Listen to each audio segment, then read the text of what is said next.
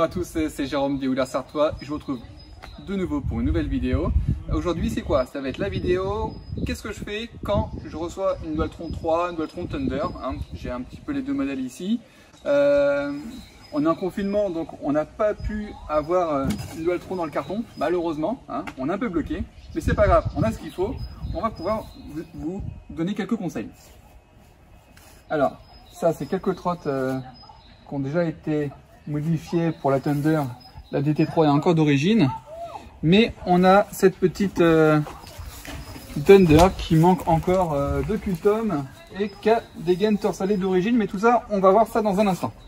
Alors, on va commencer par qu'est-ce que je fais quand je la sors du carton? Bon, c'est simple, hein. Je relève le guidon, je resserre correctement mon collier de serrage. Généralement, vous avez cette petite patte, vous la mettez de ce sens-là, car sinon, si vous la mettez comme ceci, elle a tendance à se rouvrir. Voilà, donc on serre correctement, sans trop forcer non plus. On va voir aussi tous les boutons, comment ça fonctionne. On va commencer déjà par les paramètres du LCD. Il y aura 3 paramètres si vous ne voulez pas trop modifier quand même le LCD, qui serait important. Vous restez appuyé sur mode. Voilà. Ensuite, vous allez chercher le P5. Le P5, c'est quoi? Donc là, elle est sur 1, ce qui permet que quand vous appuyez, la trottinette ne part pas directement. C'est une sécurité, car on a tous tendance, quand on arrive à un feu rouge, de se mettre comme ça, de discuter, et là, sans faire exprès, vous appuyez, et la trottinette, elle part toute seule. Ça peut être embêtant. Ensuite, ce qu'on va aussi désactiver, ça va être le PD. Donc, hop, on active jusqu'au PD. PD, voilà, il est sur 0. Ça désactive l'ABS. Hein, donc l'ABS, ça vous fait une vibration qui est pas très sympa. Et après, vous pourrez également modifier le PA. Alors le PA, c'est le frein électronique qui a tendance à faire lâcher les contrôleurs. En général, on va vous conseiller de le mettre à 2. Voilà, entre 2 et 3, grand maximum. Voilà au niveau des paramètres. Ensuite, vous avez le bouton de warning. Quand vous l'actionnez, c'est pour faire quoi seulement? Voilà, vous voyez, là il est désactivé, je l'active. C'est comme si vous freinez, vous avez les warnings qui s'allument. Voilà. Ensuite, le bouton bimoteur. Donc là, ce qu'on va faire, on va d'abord faire en monomoteur. Hop, donc bien sûr. Voilà. Il n'y a pas de souci. Et on va actionner le bimoteur. Alors, voilà. Donc là, les deux moteurs fonctionnent, il n'y a aucun problème. On va descendre. Donc là, ce qu'on voit, c'est que la trotte, bon, bah, elle n'est pas allumée. Vous avez ici le petit bouton qui vous permet d'allumer les feux avant, les feux arrière.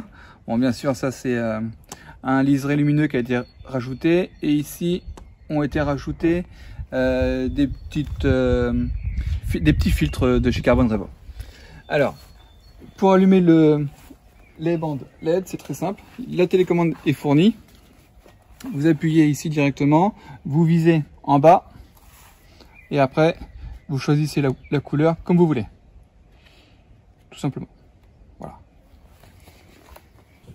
Donc là, c'est bon, tout fonctionne. En même temps, vous vérifiez que vos deux LED sous le deck fonctionnent. On va continuer au niveau des roues.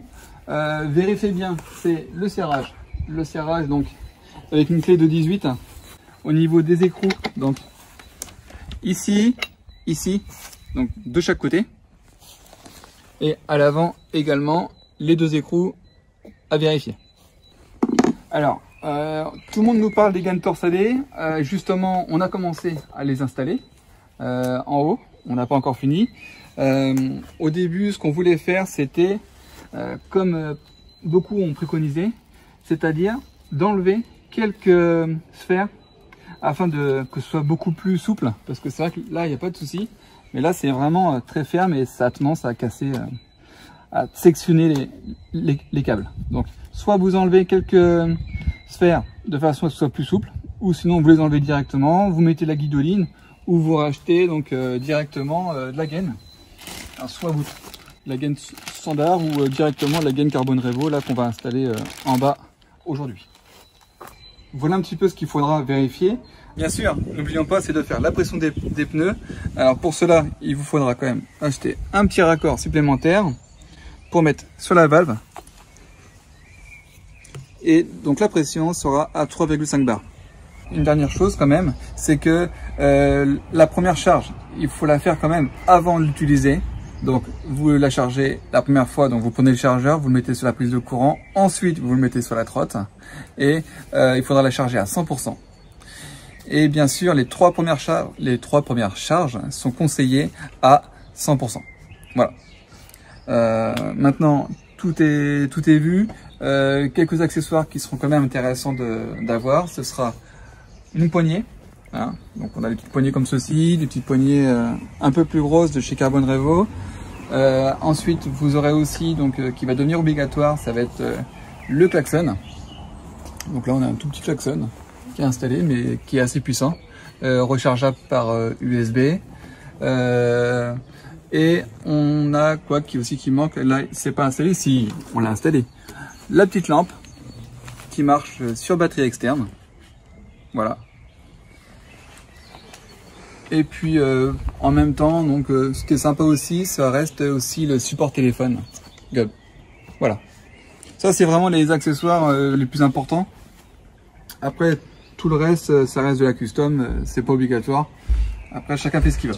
Bon en tout cas, j'espère que la vidéo vous a plu. Surtout vous n'hésitez pas à liker, à vous abonner, à commenter. Ça fera toujours plaisir. Et puis on vous dit à très bientôt pour une prochaine vidéo.